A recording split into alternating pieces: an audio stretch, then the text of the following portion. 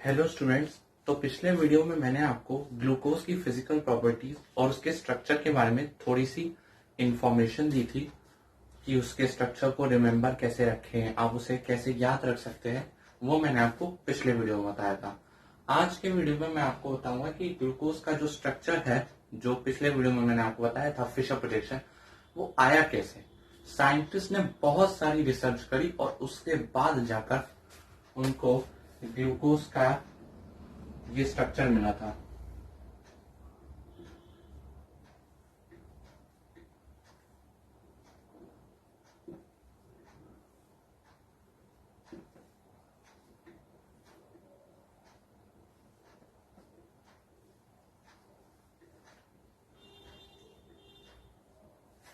ये जो स्ट्रक्चर था ग्लूकोज का, साइंटिस्ट ने बहुत रिसर्च करी ग्लूकोज पर, क्योंकि ऐसे तो स्ट्रक्चर आ नहीं गया था। फिशर ने अपने स्टाइल में स्ट्रक्चर को दिया था। वैसे तो इसे फिशर प्रोजेक्शन कहते हैं, किसी भी कंपाउंड को वर्टिकल या हॉरिजॉन्टल लाइन में रिप्रेजेंट करना। एक्चुअली तो ग्लूकोज को ऐसे लिखा जाता है।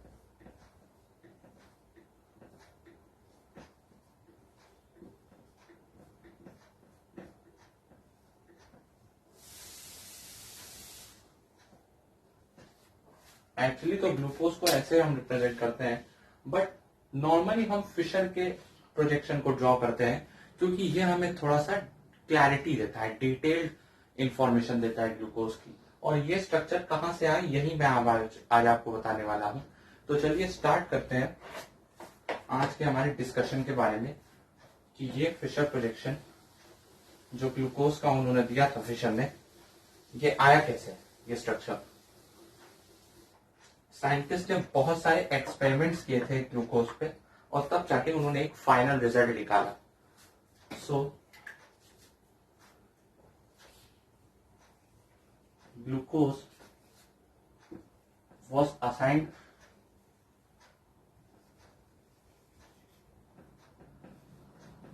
its structure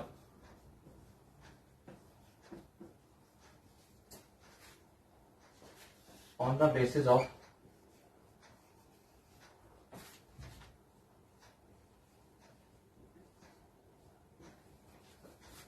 following evidences.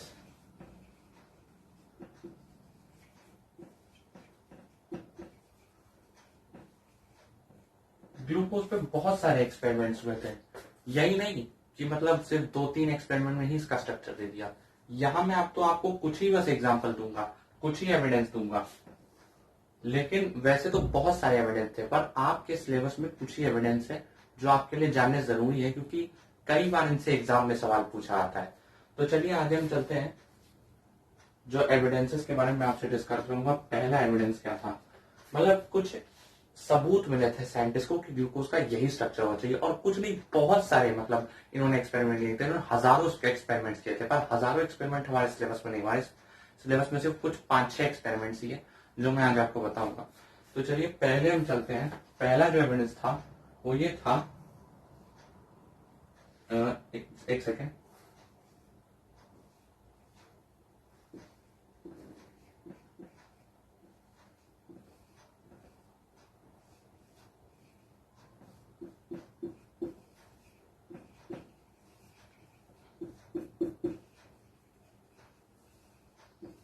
पहला तो एविडेंस ये था कि ग्लूकोज का जो मॉलिक्यूलर फॉर्मूला था वो ये था C6H12O6।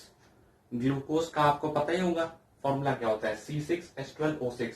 तो पहले तो साइंटिस्ट ने इस एविडेंस को कंसीडर किया था कि ग्लूकोज का मॉलिक्यूलर फॉर्मूला ये है C6H12O6। तो यानी कि स्ट्रक्चर भी कुछ ऐसा होना चाहिए, मतलब कुछ ऐसा होना चाहिए कि बड़ा स्ट्रक्चर होगा भाई।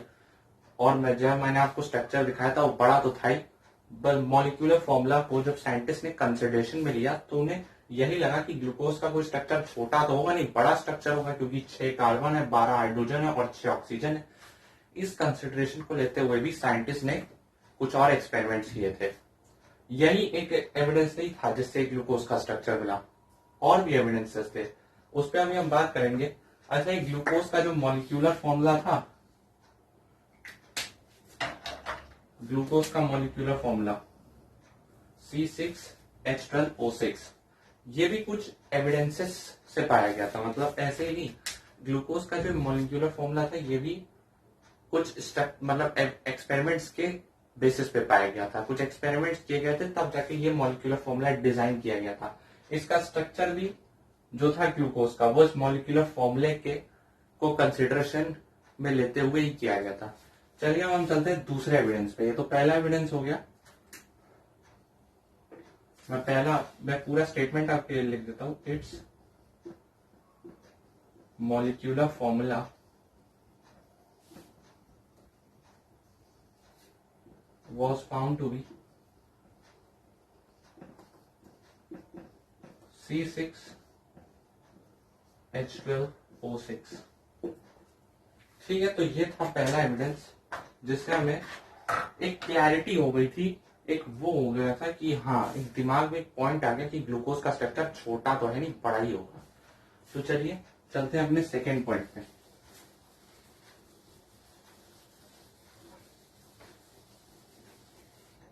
What was the second point? दूसरा पॉइंट क्या था कि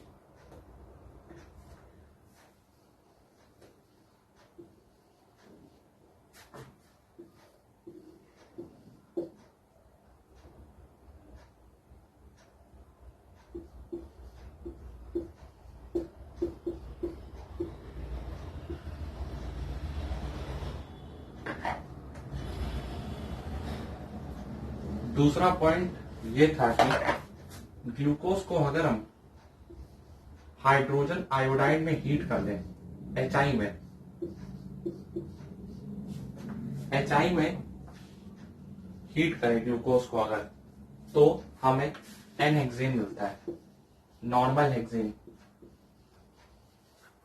इसका पूरा स्टेटमेंट अगर मैं कहूं तो मैं ये कहूंगा, on prolonged heating with HI glucose forms an hexane. Prolonged का मतलब for a long period of time. यहां पे मैं स्टेटमेंट लिख देता हूं, on prolonged heating with HI hydrogen iodide glucose forms an hexane.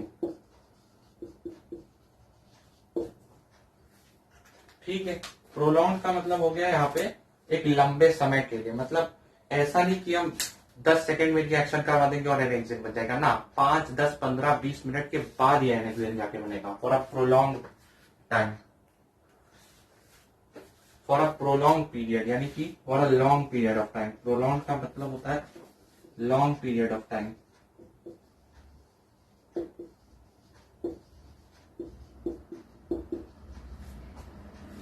ठीक है, अगर हम ग्लूकोज की HI से रिएक्शन करवाएं, HI को हीट करें, मतलब ग्लूकोज को अगर हम HI में हीट कर दें, हमारे पास एक ये कंटेनर है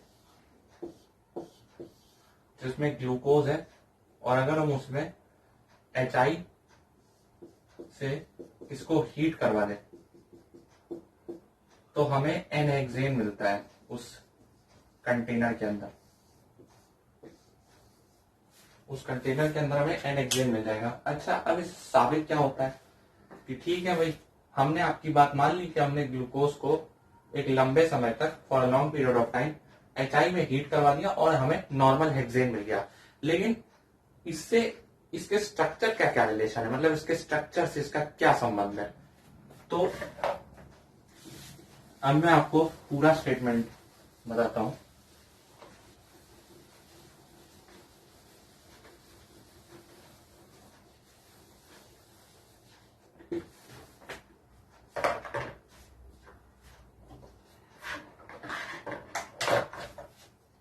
पूरा स्टेटमेंट क्या था,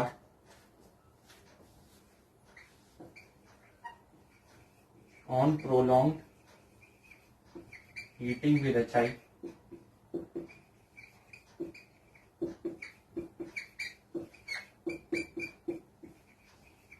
glucose form n hexane.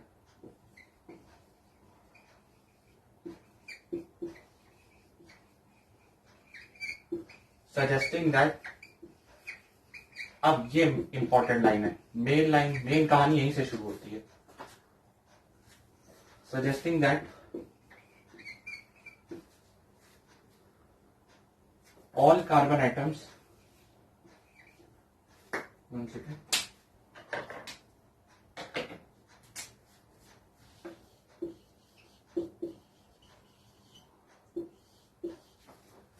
all carbon atoms are linked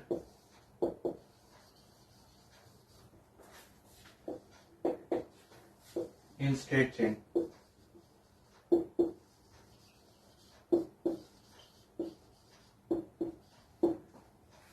ठीक है, ये लाइन बहुत इंपॉर्टेंट है।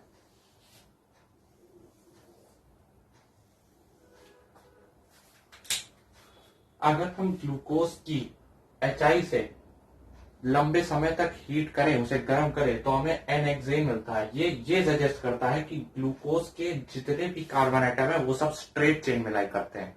ग्लूकोज के जितने भी कार्बन एटम है वो सब स्ट्रेट चेन में लाई कर रहे हैं, मतलब एक स्ट्रेट चेन बनती है। जैसे कि अभी मैं आपको बना के दिखाता हूं।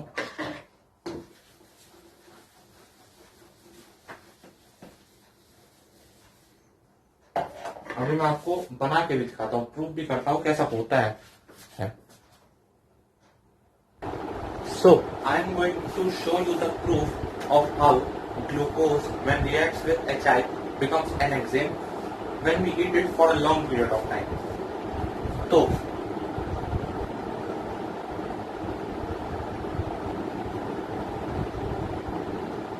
मैं ग्लूकोज का फिशर नहीं वैसा वाला स्ट्रक्चर लिख रहा हूं।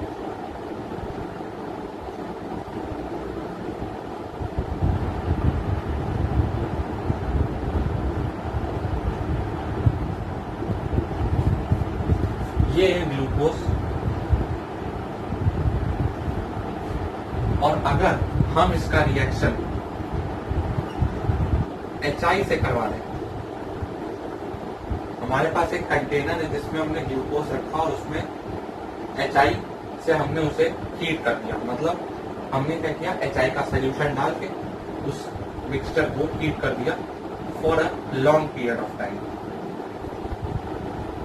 या फिर आप प्रोलॉन्ग हीटिंग कह सकते हो। प्रोलॉन्ग हीटिंग मतलब for a long period. Prolong नाम से ही पता चल रहा है, प्रोलॉन्ग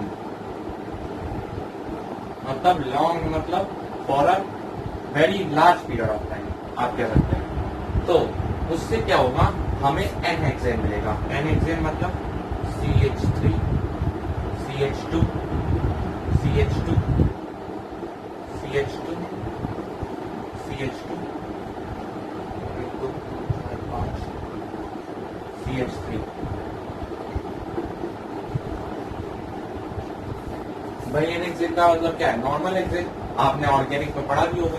तो ये HI क्या करता है, ग्लूकोज का ये क्या है, साइक्लिक स्ट्रक्चर, सॉरी साइक्लिक नहीं, वेरी सॉरी, एक्चुअली ये साइक्लिक स्ट्रक्चर नहीं है, एक्चुअली वेरी सॉरी, ये स्ट्रक्चर तो वैसा ही है, मतलब वर्टिकल स्ट्रक्चर को इसने हॉरिजॉन्टल कर दिया। मतलब क्या किया, स्ट्रक्चर तो स्ट्रेट था ही, मतलब साइक्लिक नहीं था एक्चुअली। इसने क्या किया, ग्लूकोज के जितने भी कार्बन थे उन सबको एक स्ट्रेट चेन में मतलब एक स्ट्रेट चेन में ला के रख दिया है। अब ये तो स्ट्रेट चेन नहीं है ना, ये कार्बन की स्ट्रेट चेन नहीं है। जैसे कि अगर मैं आपको इससे एक्सप्लेन करूं, आपको फिशर से ज्यादा क्लैरिटी आ जाएगी, जो फिशर स्ट्रक्चर है इसका।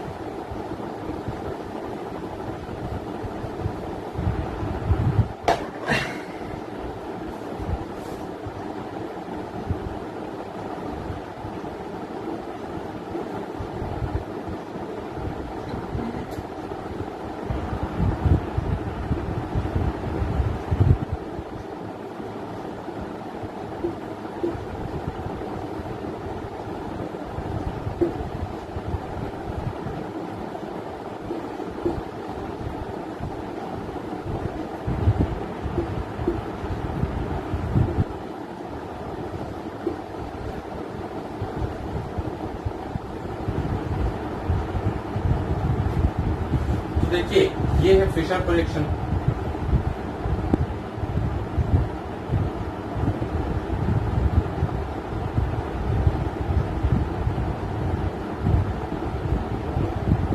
ये है फिशर प्रोजेक्शन। तो इसमें क्या होता है, इसके अंदर जितने भी कार्बन आइटम्स है, जो 6 कार्बन आइटम्स है, 1 2 3 4 5 6। अब आप पूछिए कि सर एन हेक्सेन ही क्यों बनता है, एन पेंटेन, एन ब्यूटेन या एन हेप्टेन क्यों नहीं बनता? तो भाई कार्बन में कितने आइटम, सॉरी ग्लूकोज के अंदर कितने कार्बन है, 6 ही तो है। तो जो कंपाउंड बनेगा रिएक्शन से वो 6 ही का तो बनेगा। अब आप ये पूछ सकते हैं कि सर ये एन हेक्सेन मतलब स्ट्रेट चेन क्यों बना? तो इसका रीजन यही है कि जो HI है मतलब हाइड्रोजन आयोडाइड, ये क्या करता है, इसके जितने भी कार्बन आइटम है ग्लूकोज के, इन सबको एक स्ट्रेट चेन में लिंक कर देता है। देखिए जितने भी कार्बन है सारे स्ट्रेट चेन में लिंक है, जितने भी कार्बन है सबको एक स्ट्रेट चेन में ले आता है, एक स्ट्रेट चेन कंपाउंड बनता है, इसे कहते हैं एन हेक्सेन। बिल्कुल एक स्ट्रेट लिंक, जैसे लिंक नहीं होती है, एक लिंक है। तो यही है कि मतलब इस रिएक्शन से भी ये मतलब हमें कंक्लूजन मिला, ग्लूकोज के जितने भी कार्बन आइटम वो सब स्ट्रेट चेन में लिंक है, उसी से ये स्ट्रक्चर बनाया गया। मतलब ये जाए यहाँ पे एक्चुअली मैंने आपको गलत बताया था, सॉरी। ये ग्लूकोज के जितने भी कार्बन आइटम है वो सब एक स्ट्रेट चेन में लिंक है। ये वर्टिकल था, यहाँ से हॉरिजॉन्टल बना। एक्चुअली क्या होता है, ग्लूकोज के जितने भी कार्बन आइटम है वो है सब स्ट्रेट चेन में लिंक। लेकिन उस टाइम साइंटिस्ट को ये बात नहीं पता थी, उनको लगता था कि ग्लूकोज का साइक्लिक स्ट्रक्चर बनेगा, मतलब ग्लूकोज का एक साइक्लिक स्ट्रक्चर है, क्योंकि मॉलिक्यूलर फॉर्मूला क्या है, C6H12O6।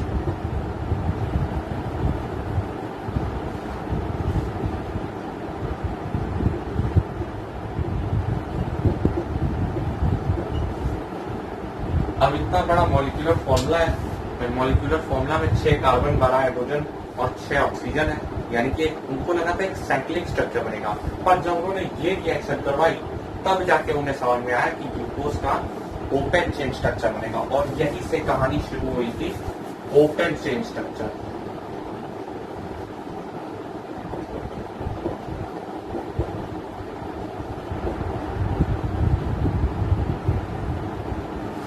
यही से कहानी चालू हुई थी, मतलब स्टोरी चालू हुई थी open chain structure of glucose की। ओपन चेन एलिफेटिक कंपाउंड, अगर आपने ऑर्गेनिक पढ़ी हो तो आपको पता होगा 2 तरह के कंपाउंड होते हैं, एलिफेटिक, एरोमेटिक। ये एलिफेटिक कंपाउंड है ग्लूकोज, मतलब इसी रिएक्शन से उन्हें पता चल गया था कि ग्लूकोज की एक स्ट्रेट चेन बनेगी, मतलब एलिफेटिक कंपाउंड है, एरोमेटिक नहीं है। बाद में हालांकि ये कंसेप्ट गलत हो गया था और ग्लूकोज का एक साइक्लिक स्ट्रक्चर ही बनाया गया, पर हालांकि उसके बारे में भी हम बात नहीं करेंगे, अब तो हम ओपन चेन पे ही चलेंगे। उसकी वो तो बात की बात है कि साइक्लिक कैसे बना, वो तो आगे आने वाले वीडियोस में आपको बताऊंगा। पर हालांकि अगर आपको ये समझ में आ गया होगा कि ग्लूकोज का ये स्ट्रक्चर आया कैसे, मतलब ग्लूकोज के ये जितने भी 6 कार्बन आइटम है वो सब एक स्ट्रेट चेन में लिंक है, इसी रिएक्शन से पता चला था। अब हम चलते हैं अगले एविडेंस में। तो अब तक साइंटिस्ट को ये पता चल चुका था, अभी हम ग्लूकोज के ओपन चेन स्ट्रक्चर की जर्नी पे चल रहे हैं। मतलब अभी तो आपको पता है कि मतलब ये स्ट्रक्चर है, लेकिन उस टाइम साइंटिस्ट को बहुत ज्यादा मेहनत करनी पड़ी थी स्ट्रक्चर को मतलब असाइन करने में, बहुत सारी रिएक्शन करवाई थी उन्होंने, और तब जाके एक कंक्लूजन निकला उन्होंने।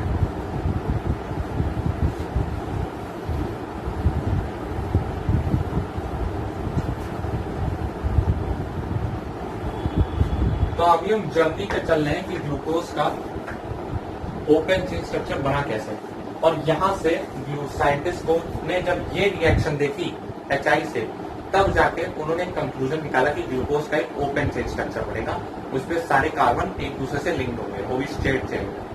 उसके बाद इन्होंने और रिएक्शन करवाई जिससे एक और कंक्लूजन बाहर निकला है, बहुत ही इंपॉर्टेंट कंक्लूजन। तीसरी रिएक्शन क्या थी, ग्लूकोज को अगर हम हाइड्रोक्सिल अमीन से रिएक्शन करवाएं, हाइड्रोक्सिल अमीन NH2OH, अगर आपने ऑर्गेनिक पढ़ी होगी तो आपको पता होगा ये कंपाउंड है जिसे हम अल्डिहाइड्स के रिएक्शन, अल्डिहाइड्स का रिएक्शन करते हैं, ग्लूकोज नहीं, ये है हाइड्रोक्सिल अमीन। आपने ऑर्गेनिक में पढ़ रखा हुआ है हाइड्रोक्सिल अमीन, इसमें अमीन ग्रुप है NH2, अमीन क्या होता है NH2। अगर हम ग्लूकोज की रिएक्शन NH2OH से करवाएं तो इससे हमें एक ऑक्साइन बनता है इससे, ऑक्साइन।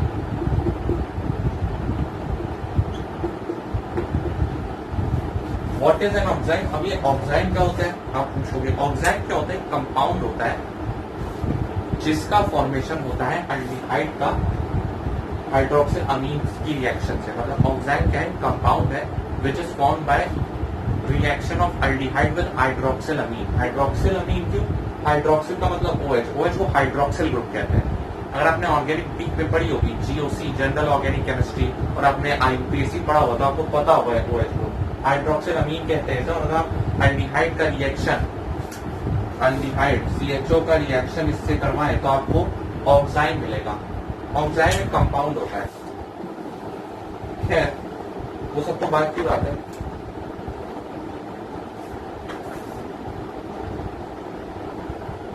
अब हम चलते हैं अपने एक और इसमें रिएक्शन हुई थी। मतलब थर्ड जो एविडेंस था उसमें भी दो पार्ट थे। एक था ग्लूकोज की इससे रिएक्शन, एक और रिएक्शन थी ग्लूकोज की हाइड्रोजन साइनाइड से रिएक्शन, HCN हाइड्रोजन साइनाइड, ये साइनाइड ग्रुप है। अगर आप ग्लूकोज की हाइड्रोजन साइनाइड से रिएक्शन करवाओ तो आपको साइनोहाइड्रिन मिलेगा, साइनोहाइड्रिन।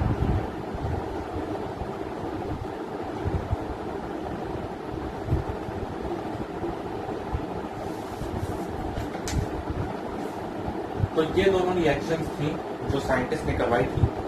अभी मैं आपको यही बताऊंगा इससे पता क्या चलता था।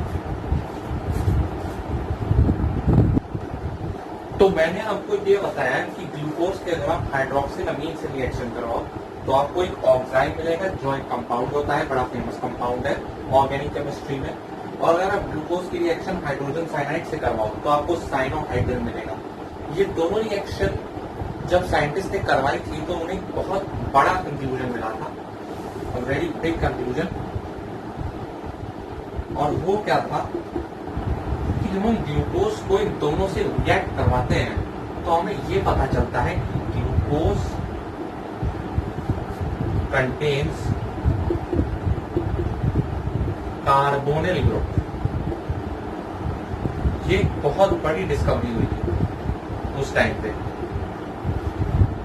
जब साइंटिस्ट ने ग्लूकोज को इन दोनों से रिएक्ट करवाया तो उनको ये पता चला कि ग्लूकोज के अंदर कार्बोनिल ग्रुप प्रेजेंट है। कार्बोनिल ग्रुप क्या होता है?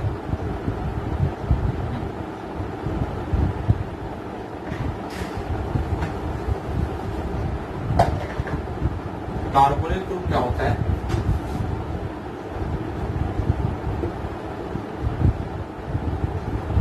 ये होता है कार्बोनिल ग्रुप। C के साथ दो ग्रुप्स लगे होंगे और डबल बॉन्ड O के साथ हटा है, तो वैसे कहते हैं कार्बोनिल ग्रुप। अगर आपने एल्डिहाइड कीटोन कार्बोक्सिलिक पढ़ा होगा तो उसमें एक कार्बोनिल ग्रुप ही होता है, जैसे कि CHO।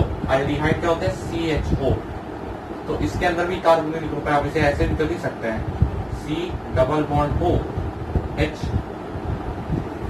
तो क्या है ये कार्बोनिल ग्रुप ही तो है, C double bond O H। या फिर आप इसे ऐसे भी लिख सकते हैं C double bond O H। ये कार्बोनिल ग्रुप ही तो हुआ।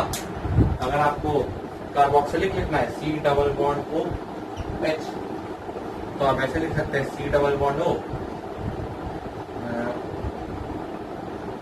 एक यहाँ पे O और एक यहाँ पे H। ये हो गया carboxylic group. C double bond O OH O sorry very very sorry, ऐसे नहीं, C double bond O OH, C double bond OH। ये हो गया कार्बोक्सिलिक। तो क्या एल्डिहाइड कीटोन कार्बोक्सिलिक का जो चैप्टर था उसमें कार्बोनिल ग्रुप का ही डिस्कशन हुआ था और वही साइंटिस्ट को पता चला कि ग्लूकोज के अंदर कार्बोनिल ग्रुप प्रेजेंट है।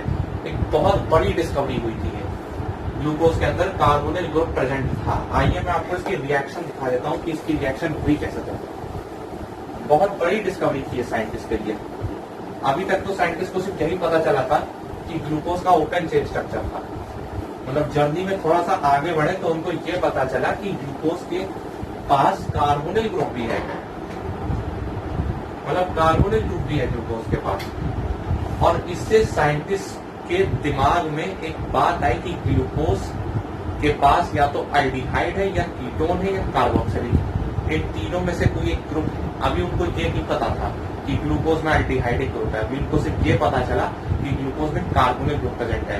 इसका मतलब ग्लूकोज या तो एल्डिहाइड है या कीटोन है या कार्बोक्सिलिक है। तो अगर मैं इनकी रिएक्शंस आपको दिखाऊं तो एक सेकेंड,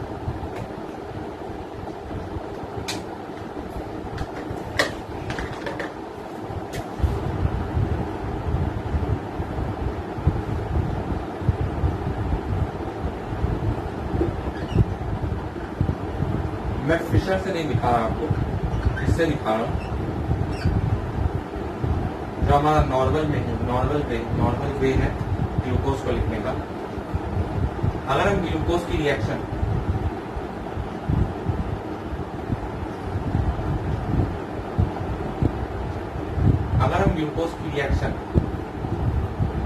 हाइड्रोक्सिल अमीन से करवाते हैं NH2OH,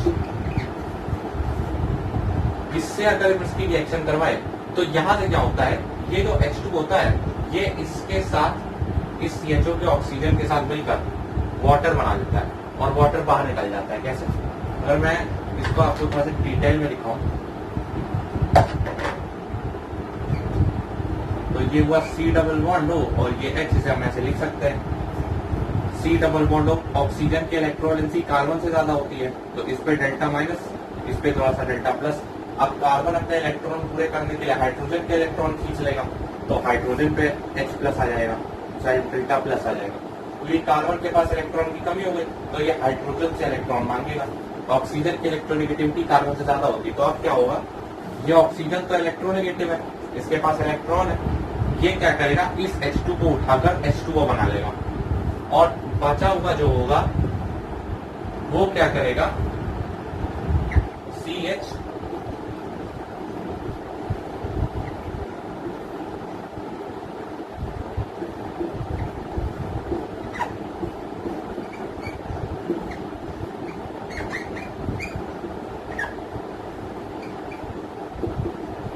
इसे ही कहते हैं ऑक्साइड।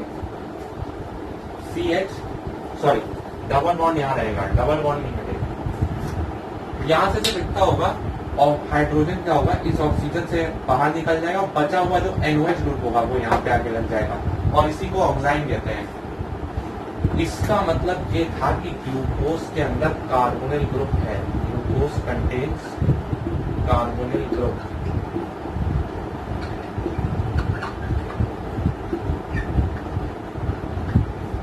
और इसमें सबसे शॉकिंग बात तो ये थी कि ये सिर्फ टॉप के इस ग्रुप के साथ मतलब रिएक्ट किया, बाकी के दोनों ग्रुप सेम रहे, सिर्फ टॉप पे इसने चेंज किया, बाकी के दोनों ग्रुप सेम रहे as to as it is. इसका मतलब ये है कि इसी कार्बन के पास कार्बोनिल ग्रुप है, बाकी दोनों के पास नहीं है कार्बोनिल ग्रुप, क्योंकि इसी से रिएक्ट किया, इसी को चेंज किया, बाकी सब तो एज इट इज रहे ग्रुप्स। इसका मतलब ये है कि इसी कार्बन के पास कार्बोनिल ग्रुप है जो टॉप का कार्बन है and it is the most oxidised carbon, top का जो कार्बन है। इसलिए ग्लूकोज को ऐसा लिखा भी जाता है, ग्लूकोज का जो स्ट्रक्चर है वो इस बेसिस पे बनाया गया कि ग्लूकोज का जो सबसे मोस्ट ऑक्सीडाइज्ड जो कार्बन होगा जो CHO वाला वो हमेशा टॉप पे लिखा जाएगा। तो हम चलते हैं दूसरी रिएक्शन पे जो मैं आपको दिखा देता हूँ।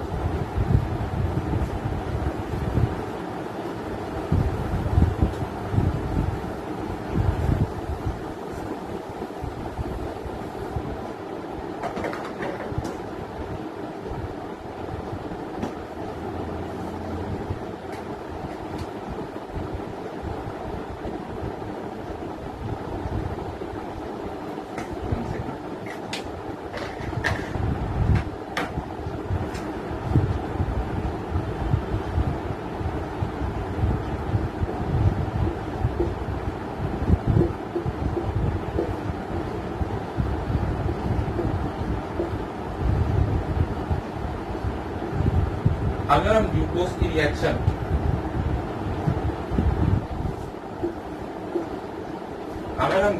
रिएक्शन हाइड्रोजन साइनाइड से करवा दें तो क्या होगा, यहाँ पे क्या होता है, कार्बन की इलेक्ट्रोवैलेंसी हाइड्रोजन से ज्यादा है। इलेक्ट्रोवैलेंसी का मतलब होता है इलेक्ट्रॉन को खींचने की क्षमता, जो कि कार्बन की ज्यादा है एज कम्पेयर टू हाइड्रोजन, ये तो आपको पता ही है। तो यहाँ इस पे थोड़ा सा टेल माइनस होगा कार्बन पे और इस पे थोड़ा सा टेल प्लस होगा। इसके पास इलेक्ट्रॉन ज्यादा होंगे, इसके पास इलेक्ट्रॉन कम होंगे, तो इस पे थोड़ा सा पार्शियल पॉजिटिव चार्ज आएगा। यहाँ मैं CHO की बात करता हूँ, C double bond OH, oxygen की इलेक्ट्रोनेगेटिविटी कार्बन से ज्यादा है, तो यहाँ तो delta minus delta plus carbon पे आ जाएगा, पार्शियल पॉजिटिव चार्ज कार्बन पे, इधर थोड़ा सा पार्शियल नेगेटिव, इधर थोड़ा सा पार्शियल पॉजिटिव। अब कार्बन अपने इलेक्ट्रॉन की कमी को पूरा करने के लिए हाइड्रोजन से इलेक्ट्रॉन उठा लेगा, तो हाइड्रोजन पे भी डेल्टा प्लस आ जाएगा। अब यहाँ पे क्या होता है, जो ये कुछ ऐसा मतलब प्रोडक्ट बनता है, CH CN OH CHOH का चार्ज CH2OH, हाइड्रोजन साइनाइड।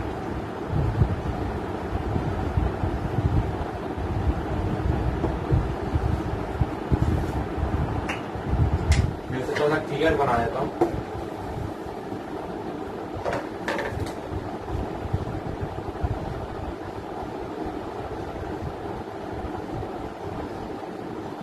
यहां से क्या हुआ, डबल बॉन्ड O का जो कार्बन है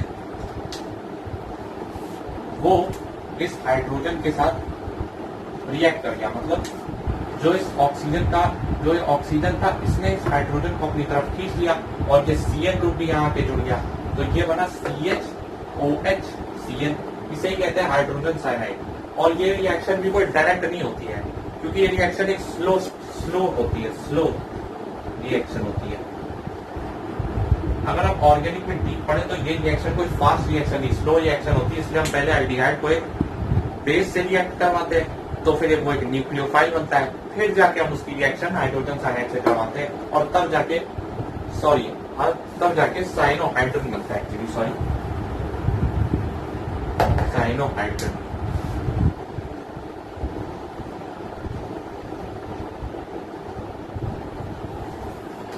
तो आपको समझ में आई क्या होगा, ये डबल बॉन्ड O वाला ग्रुप इस H को पूरा उठा लेता है, ये कार्बन पे पूरा ग्रुप आ जाता है, ये वाला CN का, और ये OH का ग्रुप आ जाता है, और ये H तो पहले से ही लगा है, तो CH CN OH, और उसे क्या कहते हैं साइनोहाइड्रोजन। ग्लूकोज की रिएक्शन अगर हम इससे करवाएं हाइड्रोजन साइनाइड, तो साइनोहाइड्रोजन बनता है, which is not a direct reaction, क्योंकि हम पहले इसको एक बेस से रिएक्ट करवाते हैं, बेस से रिएक्ट करने पे न्यूक्लियोफाइल बनता है। न्यूक्लियोफाइल क्या होता है, which is a nucleus lover, जो न्यूक्लियस की तरफ भागे उसे न्यूक्लियोफाइल कहते हैं, जो इलेक्ट्रॉन लविंग उसे इलेक्ट्रोफाइल कहते हैं। तो न्यूक्लियोफाइल क्या होगा, CN के इलेक्ट्रॉन को उठाएगा और इसी से साइनोहाइड्रोजन बनेगा। वो आप तब डीप पे जानेंगे जब आप ऑर्गेनिक पढ़ेंगे। इससे भी ये साबित होता है कि ग्लूकोज के अंदर कार्बोनिल ग्रुप है, क्योंकि आपको ने एल्डिहाइड कीटोन कार्बोक्सिलिक का चैप्टर पढ़ा होगा, तो उसमें यही था कि जो भी कार्बोनिल ग्रुप वाले कंपाउंड है उन्हीं में रिएक्शन होती है, बाकी किसी में नहीं होती। So that's all for this video. बाकी के जो रिएक्शंस हो गए हम अगले वीडियो में डिस्कस करेंगे। Till then take care, good bye.